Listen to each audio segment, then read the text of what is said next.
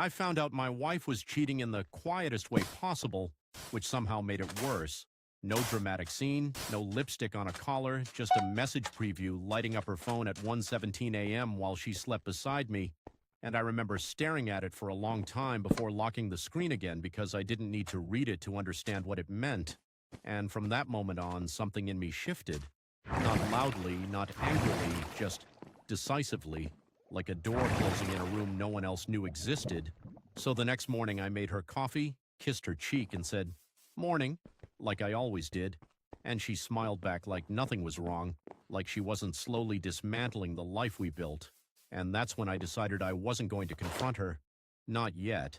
Because if she thought she was the only one capable of secrets, she was about to learn otherwise. Over the next few weeks, I became the version of myself she used to admire, the one she used to brag about. I hit the gym, stayed late at work, upgraded my wardrobe, and she noticed, of course she did. One night, leaning against the kitchen counter, watching me button a shirt and asking, "Since when do you dress like that?" And I just shrugged and said, "Since I realized I should have been doing it all along." And she laughed a little, but there was something uneasy in it, like she could feel the ground shifting under her feet but couldn't see where the cracks were. And meanwhile, I was gathering everything, not just suspicion but proof. Bank statements, shared expenses, timestamps that didn't add up.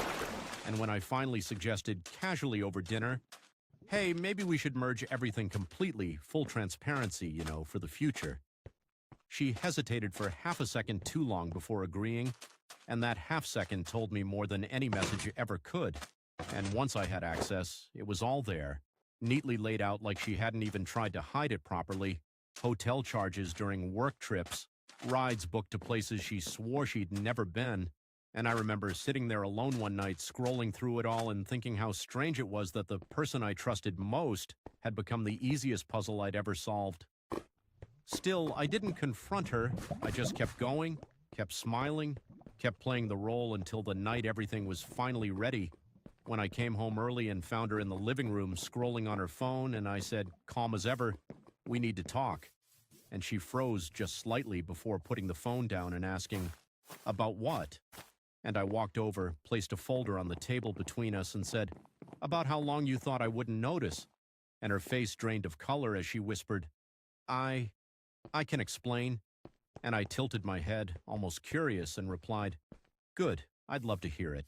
And she started talking, words tripping over each other, excuses, justifications, the usual script people cling to when they're caught. And I let her finish, didn't interrupt once, just listened until the room went quiet again,